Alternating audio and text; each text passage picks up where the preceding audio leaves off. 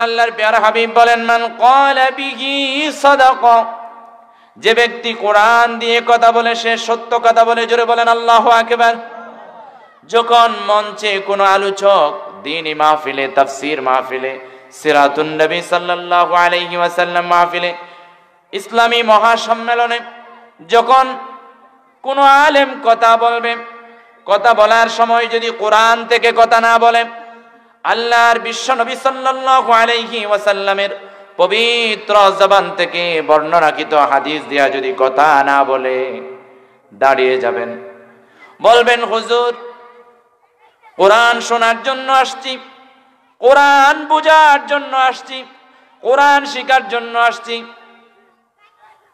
Contact করে, budget করে আপনাকে নিয়ে আসছি দিন জানার জন্য, ধর্ম বোঝার জন্য, ইসলাম জানার জন্য।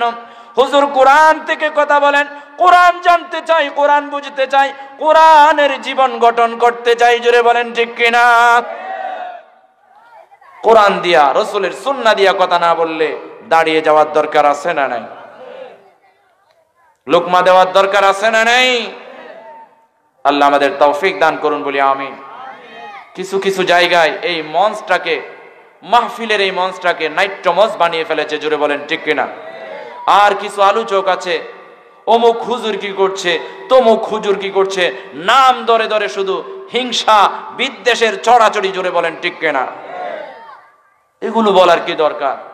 মানুষকে ধর্ম বুঝান, মানুষকে দ্বীন শিখান, মানুষকে ইসলাম বুঝান, মানুষকে কোরআন শিখান, মানুষকে নামাজ শিখান, মানুষকে জান্নাতের পথ দেখিয়ে দেন। হিংসা বিদ্বেষের চড়াচড়ি করার লাভ কি? জোরে বলেন ঠিক কিনা? এক হুজুর আরেক হুজুরকে নিয়ে ঠেলাঠেলি, এক নেতা আরেক নেতাকে নিয়ে ঠেলাঠেলি, অমুক জায়গায় কি হয়েছে, তমুক জায়গায় কি হয়েছে, এগুলো বলার কোনো দরকার আছে? নাই।